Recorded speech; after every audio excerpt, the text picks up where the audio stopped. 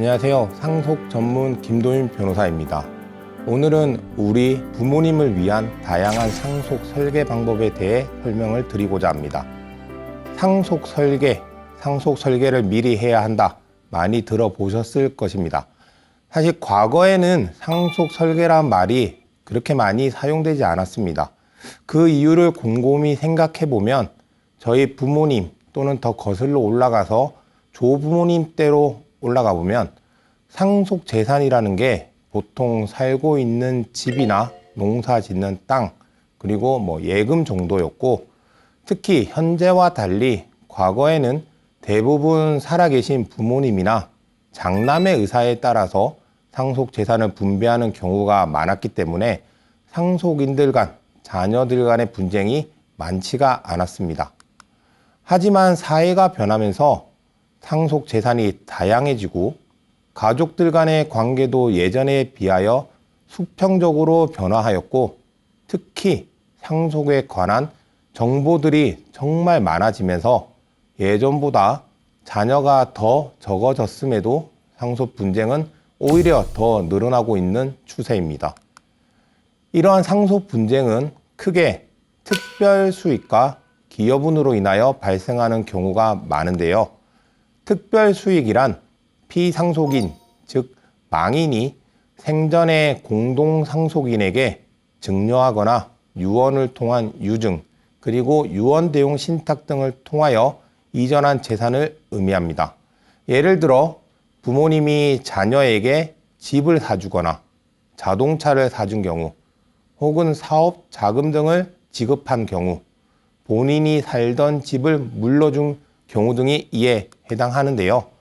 다만 모든 재산의 이전, 즉 부모님이 준 모든 재산이 이러한 특별 수익에 해당하는 것은 아니며, 이는 피상속인, 즉 부모님의 생전의 자산, 수입, 생활 수준, 가정 상황 등을 참작하고 공동상속인들 간의 형평을 고려하여 당해 생전 증여가 장차 상속인으로 될 사람에게 돌아갈 상속 재산 중에 그의 몫의 일부를 미리 준 것으로 볼 수 있는지에 의하여 결정하는 것으로서, 결국 그 재산의 이전이 다른 공동상속인, 다른 자녀들과의 관계에서 형평의 측면에서 부당한지 여부를 구체적으로 판단하여야 합니다.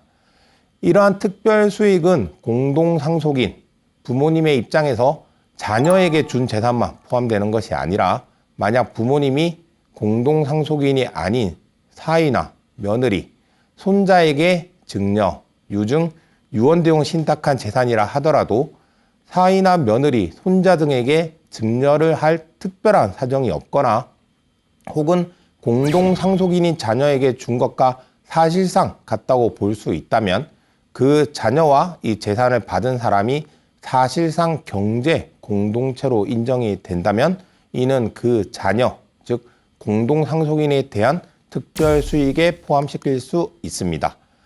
이러한 특별 수익이 있는 경우 특별 수익을 받은 공동상속인은 피상속인으로부터 상속재산을 미리 받은 것이 되어 추후 피상속인, 우리 부모님이 사망하신 이후에 상속재산 분할을 하게 될 때 미리 받은 재산, 즉 상속분의 성급으로서의 특별 수익을 제하고 상속재산을 받게 되며, 만약 피상속인의 재산 전부 또는 상당 부분을 받아 다른 공동상속인이 최소한의 상속분인 유류분만큼 또 받지 못하게 되는 경우에는 그 유류분을 반환하게 됩니다.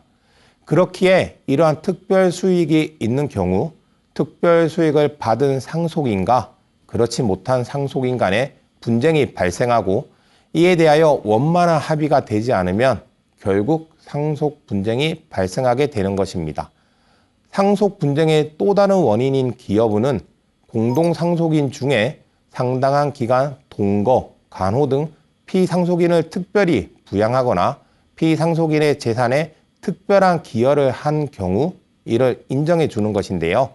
이러한 기여분은 공동상속인 간 협의를 통하여 정해야 되지만, 만약 협의가 되지 않는 경우에는 가정법원에 상속재산 분할 심판을 신청하며 기여분을 인정해달라는 청구도 함께 하여야 합니다.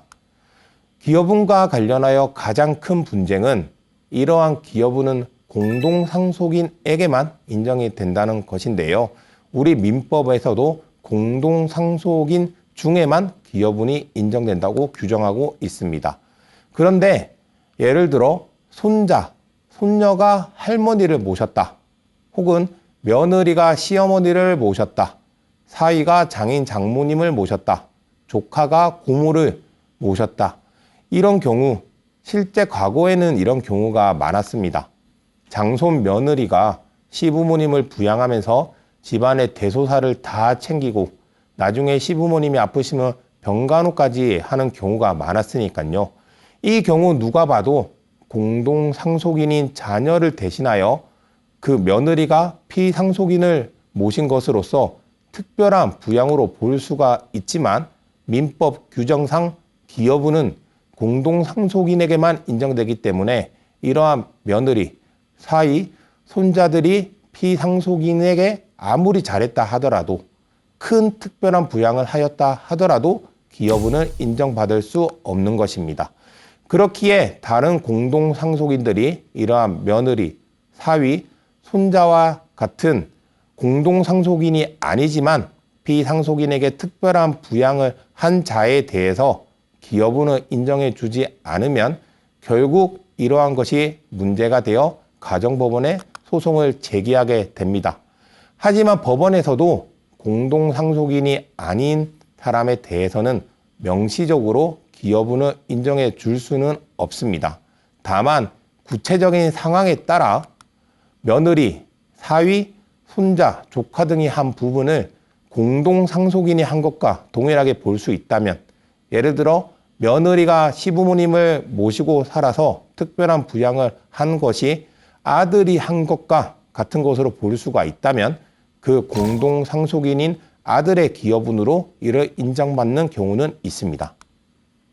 또 다른 기여분과 관련한 분쟁은 무엇이 특별한 부양이냐의 문제인데요. 피상속인의 재산에 대한 특별한 기여는 그 공동상속인이 직접적으로 재산의 유지 또는 증가에 기여한 바를 의미하므로 가령 자녀가 부모님께 아파트를 사들였다, 거주지를 제공하였다, 또는 돈을 지급하였다, 무상으로 노동력을 제공한 경우 등 이런 경우에는 객관적으로 판단이 가능하지만 특별한 부양에 대해서는 공동상속인인 자녀들 간의 생각이 다르고 보는 관점이 다르기 때문에 이를 판단하기는 쉽지가 않습니다. 이는 자녀와 부모와의 관계에서는 효의 개념이 부부 간에는 동거, 간호, 부양, 협조 의무가 있기 때문인데요. 특히 전통적인 효 사상이 많이 사라진 현 시대에서 과거에는 당연하다고 생각했던 것들, 부모님을 모시고 살면서 부모님이 아프시면 간병하고 병원비, 생활비 등을 부담하는 것에 대해서 특별한 부양으로서 기여분을 인정하여야 한다는 입장과 이에 반대하는 입장이 첨예하게 대립되는 경우가 많기 때문이죠. 이와 같이 특별 수익, 기여분 등으로 인하여 피상속인 사후에 공동상속인 간 상속 분쟁이 일어나는 것을 막고 피상속인이 본인의 재산을 본인의 의사에 따라 처분할 수 있는 상속 설계는 현 시대에 들어 더욱 그 중요성이 커지고 있습니다. 이러한 상속 설계를 하는 방법으로는 증여, 유증, 그리고 유언대용 신탁으로 나누어 볼 수 있는데요. 각 방법마다 장단점이 있기에 이를 잘 살펴보시고 본인에게 맞는 상속 설계 방법을 선택하시는 것이 좋습니다. 첫 번째로 증여는 피상속인이 생전에 본인의 재산을 무상, 아무런 대가 없이 자녀에게 주겠다는 의사를 표시하고 이에 대하여 자녀가 승낙함으로써 계약이 성립하고 효력을 발생시키는 것입니다. 이러한 증여는 계약 체결 당시 즉시 효력이 발생한다는 점에서 예를 들어 부모님이 자녀에게 부동산을 물려주겠다고 증여 계약서를 쓰면 그 증여 계약서에 따라서 즉시 증여 효력이 발생하는 것이기 때문에 피상속인이 재산을 자녀에게 이전한다는 결과를 발생시키기에 가장 효과적인 방법이라 할 수 있습니다. 또한 증여는 그 형식이 당사자 간의 계약에 의한 것이기 때문에 다른 유언 등에 비해서 그 형식이 자유롭고 보다 간편하게 재산을 이전할 수 있다는 장점도 있습니다. 실제로 일상생활에서 부모님이 자녀에게 결혼 자금이나 주택 구입 자금, 생활비나 사업 자금 등을 지원해 주는 경우가 많은데 별도의 이자 및 변제 기한을 약정하는 등 대여 계약을 체결하지 않는 이상 이러한 것은 증여로 볼 수 있습니다. 다만 이러한 증여에 따른 증여세 부담이 있는데요.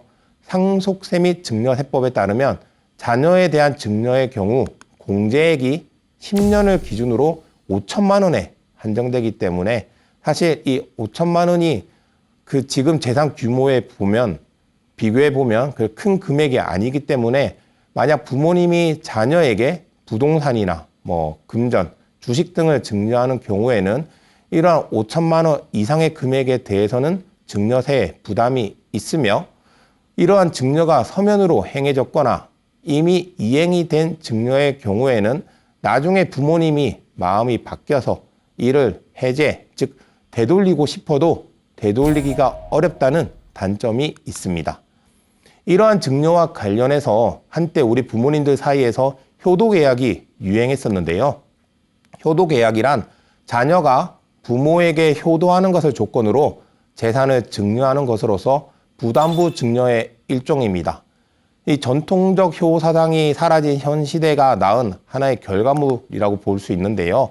실제 이러한 효도계약, 부담부 증여로 인하여 갈등이 발생하여 소송에까지 이른 사례가 있었습니다. 그 사례를 보면 2003년 12월경에 아버지께서 본인의 소유인 시가 20억 원 상당의 서울 종로구 과해동 단독주택을 아들에게 증여해 주면서 아들로부터 아들은 본권 증여를 받은 부담으로, 받은 조건으로라고 보시면 되는데요. 아버지와 같은 집에서 동거하며 부모님을 충실히 부양한다. 아들은 위 부담 사항 불이행을 이유로 한 아버지의 계약 해제, 기타 조치에 관해 일체의 이의나 청구를 하지 아니하고 계약 해제의 경우 즉시 원상 회복의 의무를 이행한다. 라는 각서를 받았습니다. 이후 아들 내외는 단독주택 1층에, 부모님은 2층에 살았지만 처음에 약속한 것과 달리 이 피고 부부, 즉 아들 내외는 부모님을 거의 찾아뵙지 않고 따로 생활했으며 허리 디스크 등으로 건강이 좋지 않은 어머니의 간병과 부모님의 가사일을 도외시하면서 전혀 하지 않고 오히려 아들은 어머님의 건강이 나빠지자 부모님에게 요양원에 가시는 게 어떻겠냐며 요양시설에 입원할 것을 권유하였습니다. 이에 서운함을 느낀 아버지가 아들에게 부동산을 다시 본인의 명의로 돌려주면 이를 매각하여 남는 자금으로 본인들이 거주할 집을 사겠다며 부동산 소유권 이전 등기를 다시 되돌려 줄 것을 요청하였는데요. 이에 대해 아들은 아버지에게 당신이 천년만년 살 것도 아닌데 아파트가 왜 필요하냐? 마음대로 한번 해보시지 라는 막말을 하여 결국 부모님은 그 단독주택에서 나와 딸의 집으로 거주지를 이전한 이후에 이 증여를 해제하는 소유권 이전 등기 말소 청구 소송을 제기하였습니다. 이렇게만 보면 아들이 정말 나쁜 사람, 불효자라고 볼 수 있는데요. 아들은 왜 아버지와 부담부 증여 계약을 해놓고도 이렇게 강하게 나갈 수 있었을까요? 물론 아버지께서, 부모님께서 아들을 사랑하는 마음을 이용해 먹은 것도 있겠지만 한번 증여 계약이 이루어지면, 즉 부동산의 경우 증여 계약에 따라 소유권 이전 등기가 마쳐지면 그 부동산 소유권 이전 등기를 해제하기가, 그러니까 증여 계약을 해제해서 소유권 이전 등기를 반환받기가 쉽지 않다는 이 증여의 법적 성질을 이용한 것인데요. 이에 아버지는 아들에 대해서 이 사건 부동산의 증여 계약이 단순한 증여가 아닌 부담부 증여, 즉 아들이 부모님을 모실 것을 조건으로 한 증여임에도 아들이 그 의무, 부모님을 모실 의무를 다 하지 않았다는 주장을 하였고, 우리 대법원은 이 사건 증여 계약은 피고가 아들이 부모인 원고 부부를 충실히 부양하는 것을 조건으로 하는 것이므로 부담부 증여에 해당한다고 하며, 부담부 증여에 있어서 부담 의무 있는 상대방이 자신의 의무를 이행하지 아니할 때에는 비록 증여 계약이 이행되어 있다 하더라도 증여자는 증여 계약을 해지할 수 있다. 각서 내용 중 충실히 부양한다는 것은 부모 자식 간의 일반적인 부양의 수준을 넘어선 부양의 의무를 의혹한 것인데, 피고는 이와 같이 충실히 부양할 의무를 이행하지 않았으므로 원고는 이를 이유로 증여 계약을 해지할 수 있다며, 아들이 아버지를 충실히 부양하지 않은 것에 대해서 이 증여는 해제가 되었고, 적법하게 해제된 증여에 대하여 그 과해동 주택의 소유권을 아버지에게 넘기라며 아버지의 손을 들어주었습니다. 다만 이러한 부담부 증여, 즉 효도 계약을 체결하려면 증여 계약 당시에 증여에 따른 부담, 즉 효도의 내용이 어떤 것인지, 예를 들어 매월 얼마를 생활비나 병원비로 지급하고 거주 비용을 지급할 것인지, 일주일에 몇 번 찾아뵙고 같이 식사를 할 것인지, 기타 어떤 부양 의무를 이행할 것인지를 구체적으로 정하여야 하고, 이러한 부양 의무, 효도를 하지 않을 시에 어떻게 재산을 반환할 것인지, 그 외 별도의 손해배상 등에 대해서도 구체적으로 정해 놓아야만 추후 이러한 분쟁이 발생하였을 때 승소할 수가 있습니다. 이와 같이 증여자와 수증자 사이의 계약으로 체결되는 증여와 달리 유증은 유언, 즉 유언자의 상대방 없는 단독 행위로 이루어지는 것으로서 증여에 비하여 보다 손쉽게 상속 설계를 할 수 있다는 장점이 있습니다. 즉 우리 민법은 유언의 종류로 자필증서, 녹음, 공정증서, 비밀증서와 구수증서의 5가지만 인정하고 있는데요. 그중 가장 많이 사용하는 자필증서의 경우 본인이 언제든 유언장을 원하는 대로 작성할 수 있다는 점에서 매우 간편하며, 유언은 언제든 본인이 철회가 가능하기 때문에 매번 새로운 유언을 하는 것에 대해서도 전혀 부담이 없습니다. 또한 유언은 유언자가 사망한 이후 그 효력이 발생하기 때문에 이러한 유언으로 재산을 받게 되는 수유자는 상속세를 내게 되므로 이 상속세를 계산할 당시 배우자 공제, 동거주택 상속 공제, 금융재산 공제 등을 받을 수 있다는 것도 큰 장점입니다. 다만 앞서 말씀드렸다시피 유언은 유언자 사후에 효력이 발생하기 때문에 유언자의 진정한 의사를 명확히 하고 이로 인한 법적 분쟁과 혼란을 예방하기 위하여 엄격한 요식성을 가지고, 만약 위 형식에 어긋나면 그 유언이 아무리 유언자의 진정한 의사에 기한 것이라 하더라도 무효가 되기 때문에, 이로 인하여 유언, 특히 자필 증서에 의한 유언의 경우 그 유언의 효력 여부에 대해서 다툼이 많이 발생하게 됩니다. 자필 증서에 의한 유언은 자필이라는 단어에서 알 수 있듯이 본인이 직접 손으로 유언장을 필기하여야 하며, 그 유언의 내용뿐 아니라 연, 월일, 주소, 성명 역시 직접 작성하여야 합니다. 실제 대법원 판례 중에 유언장에 연, 월은 기재했는데 일자가 기재되지 않아 유언이 무효가 된 사례가 있었습니다. 판례에 따르면 자필 유언 증서의 연, 월일은 이를 작성한 날로서 유언 능력의 유무를 판단하거나 다른 유언 증서와 사이에 유언 성립의 선후를 결정하는 기준일이 되므로 그 작성일을 특정할 수 있게 기재하여야 한다는 점에서 연, 월만 기재하고 일자의 기재가 없는 자필 유언 증서는 그 작성일을 특정할 수 없으므로 효력이 없다고 하였는데요.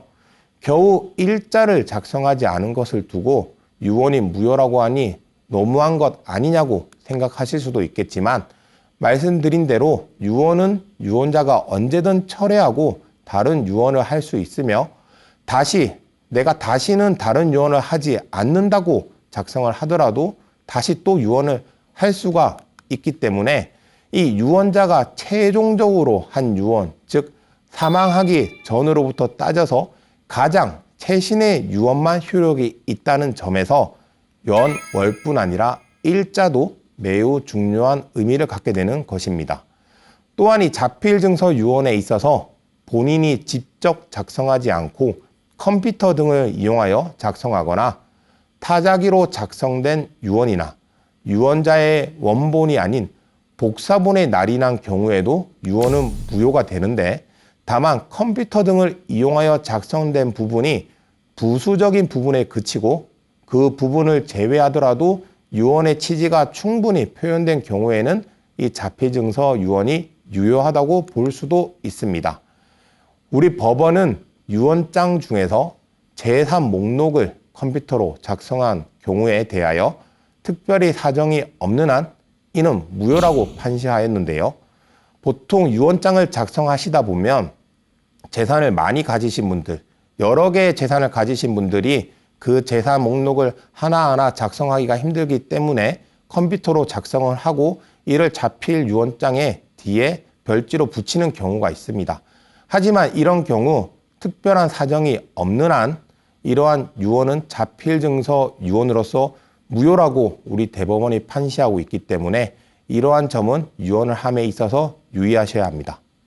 만약 이러한 형식을 지키지 못하여 그 유언이 무효가 되는 경우에는 유언이 처음부터 없었던 것으로 되어 상속의 일반 원칙으로 돌아와 공동상속인 간 법정상속분에 따라 상속이 이루어지게 됩니다.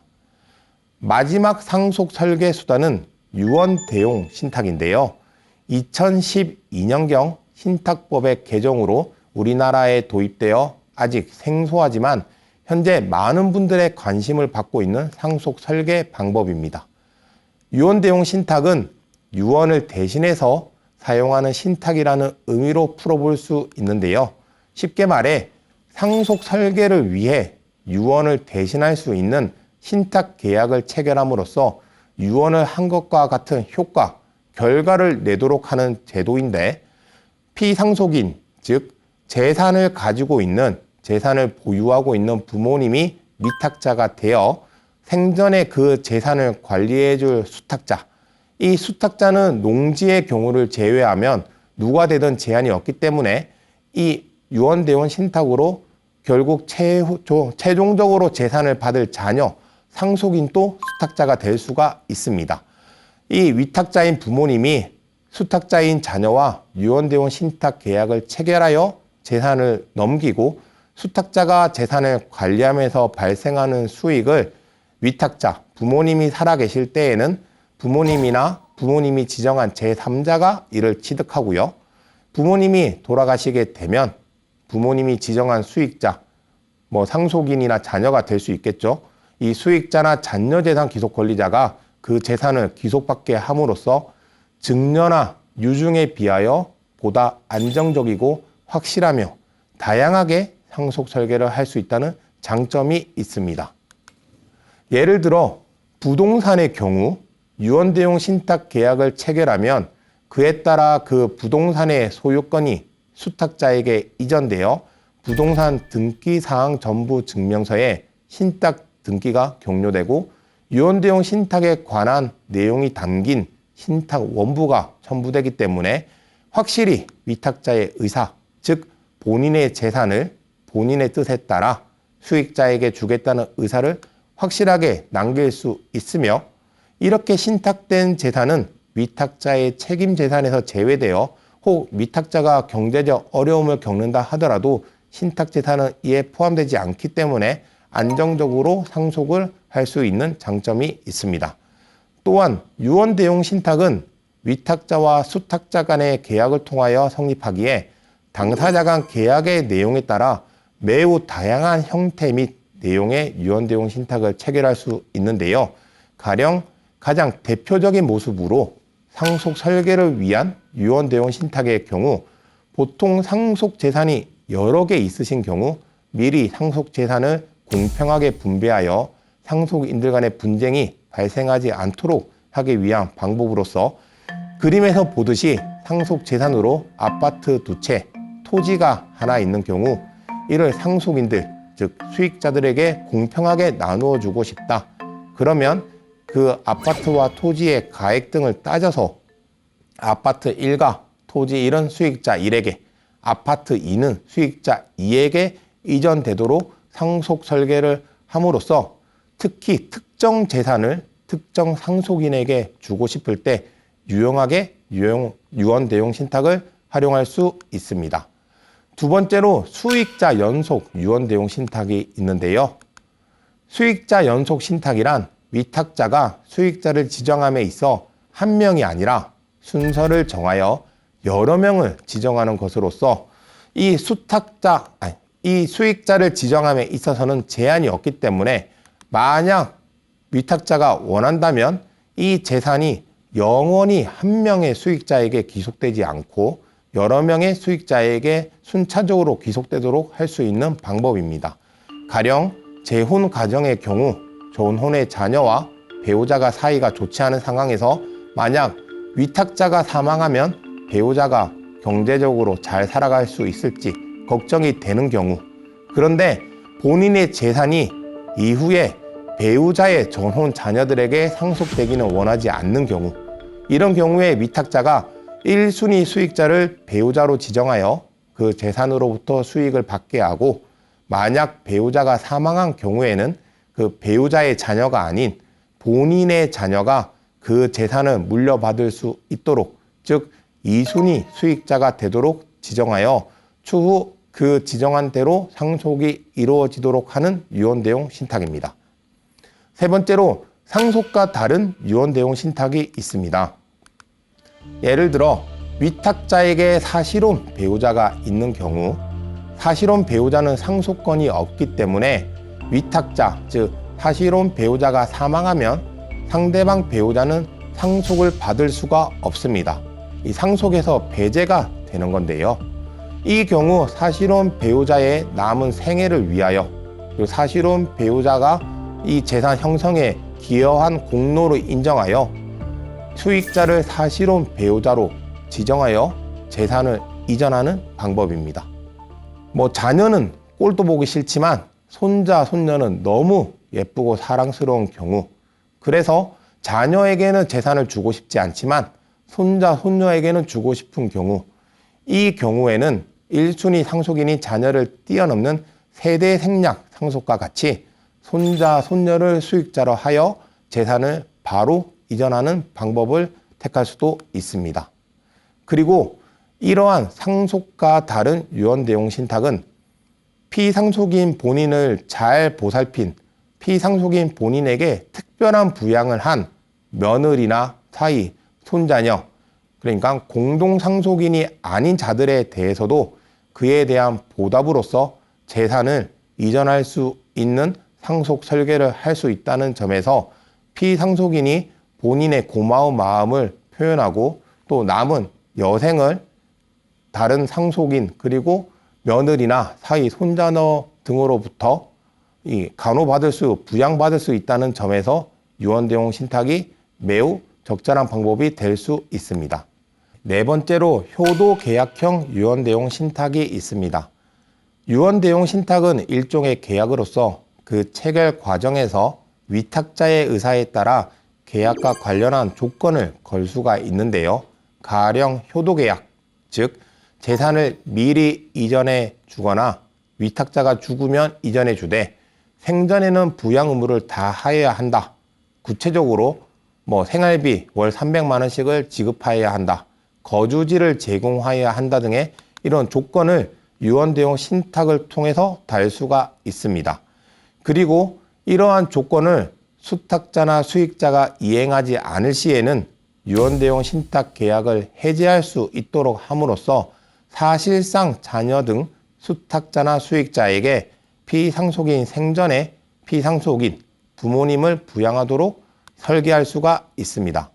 물론 앞서 말씀드린 대로 부담부 증여를 통한 효도계약도 가능하지만 증여는 원칙적으로 이미 이행된 것에 대한 해제가 어렵기 때문에 효도를 조건으로 한 부담부 증여라는 점을 주장 입증하지 않으면, 특히 그 효도 조건이 구체적으로 기재되어 있지 않으면 위 증여 계약을 해지할 수 없고 소송에서도 패소할 위험성이 있다는 점에서 이러한 유언대용 신탁을 체결하며 효도, 부양과 관련된 조건을 놓고 혹여나 수탁자인 자녀가 수익자인 자녀가 이러한 부양 의무를 하지 않으면 이를 해제할 수 있도록 하는 것이 부담부 증여에 비하여 훨씬 간편하고 실제적으로 자녀에게 부양 의무를 지을 수 있고 만약 이를 이행하지 않을 경우 재산을 반환받을 수도 있기 때문에 본인의 재산을 지키기에도 유언대용 신탁이 훨씬 유용한 제도라 할 수 있습니다. 다섯 번째로 상속인이 미성년자, 정신지체장애인, 도박 중독자 등인 경우를 위한 재산관리형 유언대용 신탁이 있습니다. 이러한 재산관리형 유언대용 신탁은 본인이 직접 재산을 관리할 수 없는 미성년자, 정신지체장애인, 도박 중독자 등의 경우 이를 대신 관리할 수 있는 믿을 만한 수탁자를 지정하고 그 수탁자를 감독할 감독인을 지정하여 수탁자가 그 재산을 관리하며 발생하는 수익을 상속인인 미성년자 등에게 지급하도록 하여 생계를 이어갈 수 있도록 도와주는 것입니다. 특히 도박 중독자와 같이 본인 스스로 재산을 관리하지 못하고 엉뚱한 곳에 재산을 탕진할 가능성이 높은 경우에 이러한 재산관리형 유언대용 신탁을 통하여 그 재산을 일정하게 유지시킬 수 있다는 장점이 있습니다. 여섯 번째로 치매 대비형 유언대용 신탁인데요.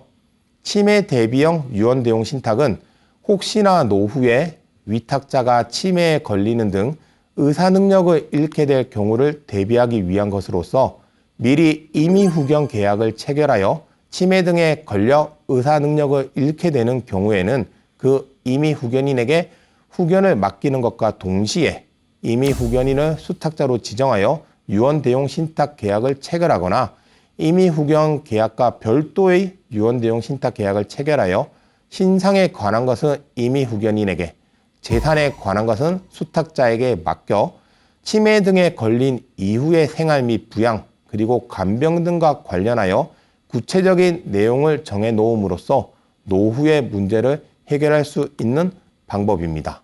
이와 같이 유언대용 신탁은 피상속인, 즉 위탁자인 부모님의 의사를 반영하여 부모님께서 원하시는 대로 다양하고 확실하게 상속 설계를 할 수 있으며 또한 유언대용 신탁의 경우에도 상속세 및 증여세법에 따라 상속세가 부과되기 때문에 배우자 공제, 동거주택 상속 공제 등의 공제를 받을 수 있다는 장점이 있습니다. 다만 부동산 외 예금이나 주식 등의 경우 유언대용 신탁 계약 체결이 가능은 하지만 외부로 공시가 어렵기 때문에 증여세나 추후 상속 분쟁에서 명의신탁에 문제가 발생할 수 있고 농지의 경우 경자유전의 원칙상 수탁자가 농지 자격 취득 증명을 가지고 있어야만 유언대용 신탁이 가능하며 법인은 수탁자가 될 수 없다는 단점이 있습니다. 그럼에도 유언대용 신탁은 상속 설계와 관련하여 피상속인, 위탁자인 부모님의 요구사항을 확실하게 관철할 수 있는 제도이며 향후 이러한 제도를 통하여 다양한 상속 설계가 이루어지기를 바랍니다. 실제 저희 법무법인에서 진행한 유언대용 신탁 사례를 소개해 드리고 싶은데요. 저희 유언대용 신탁을 하기 위해 오신 어머님은 92세로 연세가 좀 많으신 편이었습니다. 하지만 다행히 치매나 이런 정신 의사 능력의 문제는 없으셨고요. 본인의 의사를 정말 확실하게 밝히시는 분이셨습니다. 젊었을 때 선생님, 교사를 하셨다고 하셨는데요. 그래서인지 계약서를 쓰실 때도 글씨를 저보다 더 잘 쓰시더라고요. 그 어머님께서 원하시는 상속 설계는 본인의 재산, 아파트, 여의도의 아파트 세 채와 인천에 있는 영종도의 땅을 본인의 자녀들에게 골고루 나누어 주되 먼저 사망한 첫째 아들의 며느리에게는 그 재산을 주고 싶지 않다는 것이었습니다. 가족사의 문제이기 때문에 저희가 왜 며느리에게만 그 재산을 물려주고 싶지 않은지에 대해서는 꼬치꼬치 캐묻진 않았지만 저희가 이제 파악한 바로는 이 장남이 사망한 이후 며느리와 이 어머님의 관계가 매우 소원해졌고 거의 찾아뵙지도 않고 연락을 안 한 지도 한 몇십 년이 거의 되었다고 그렇게 얘기를 전해 들었기 때문에, 그래서 어머님이 원하시는 대로 본인의 재산을 장남을 제외하고 차남 그리고 장녀, 차녀 이 3명의 자녀에게만 상속 재산을 분배할 수 있도록 저희가 설계를 하였습니다. 그래서 저희는 그 상속 재산의 각 가액을 따져서 이 아파트 3채는 각 자녀들이 한 채씩 보유하는 것으로 하고, 다만 그 아파트 시가에 차이가 있었기 때문에 그 차이를 보전해 주기 위해서 영종도 땅에 대해서 지분을 나누는 방식으로 상속 설계를 하였습니다. 이는 추후 이 아파트 부동산을 보유하게 되었을 때 같은 공유 지분으로 들어가게 되면 처분을 할 때 항상 그 동의를 다 받아야 되기 때문에 그 처분에 있어서 어려움이 있기 때문인데요. 이후 어머님이 사망하시고 나서 이 상속 설계에 따라서 유언대용 신탁에 따라서 그 다른 자녀들 3분은 본인들의 상속 재산을 기속받을 수 있었고요. 그 어머님께서 원하시는 대로 그 며느리에게는, 장남의 며느리에게는 재산이 가지 않도록 저희가 상속 설계를 하였습니다. 네, 그리고 마지막으로 상속 설계와 관련하여 당부드리고 싶은 말씀은 제발 가능한 빨리 신속하게 상속 설계를 하는 것이 좋다는 것입니다. 좀 전에도 말씀드렸지만 보통 저희 법무법인을 찾아오셔서 상속 설계와 관련하여 상담을 받아보시는 분들을 보면 어느 정도 치매가 진행된 상태에서 혹은 노령으로 인하여 육체적, 정신적으로 힘이 미약해진 상태에서 오시는 경우가 많습니다. 물론 치매가 있다고 해서, 연세가 많으시다고 해서 이러한 상속 설계를 할 수 없는 것은 아닙니다. 우리 대법원은 이러한 의사 능력과 관련하여, 의사 능력이란 자신의 행위의 의미나 결과를 정상적인 인식력과 예기력을 바탕으로 합리적으로 판단할 수 있는 정신적 능력 내지는 지능을 말하는 것으로서 의사 능력의 유무는 구체적인 법률 행위와 관련하여 개별적으로 판단되어야 할 것이므로, 특히 어떤 법률 행위가 그 일상적인 의미만을 이해해서는 알기 어려운 특별한 법률적인 의미나 효과가 부여되어 있는 경우 의사 능력이 인정되기 위하여는 그 행위의 일상적인 의미뿐만 아니라 법률적인 의미나 효과에 대하여도 이해할 수 있을 것을 요한다고 판시하고 있습니다.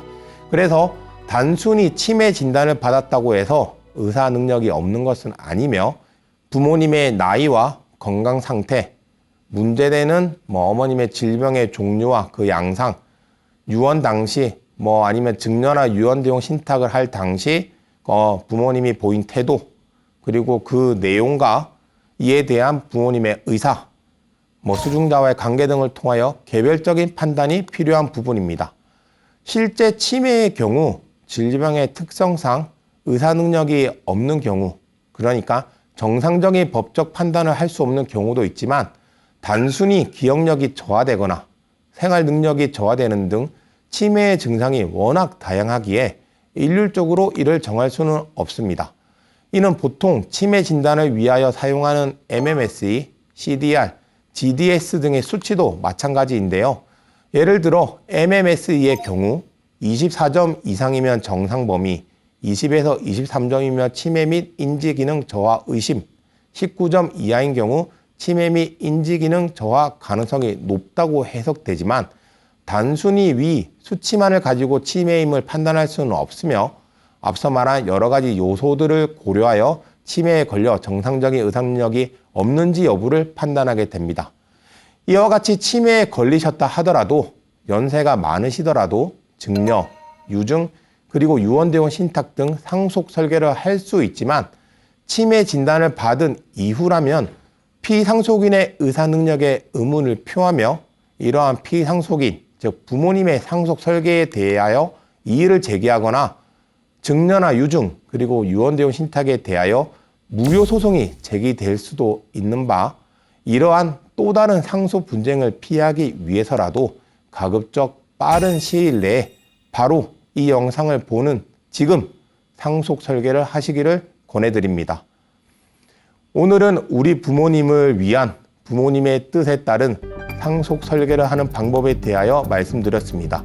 꼭 본인의 의사에 따른 상속 재산 분배가 이루어질 수 있도록, 그럼으로써 상속인들 간 상속 분쟁이 발생하는 것을 최대한 막을 수 있도록 상속 설계를 하시기를 권해드립니다. 감사합니다.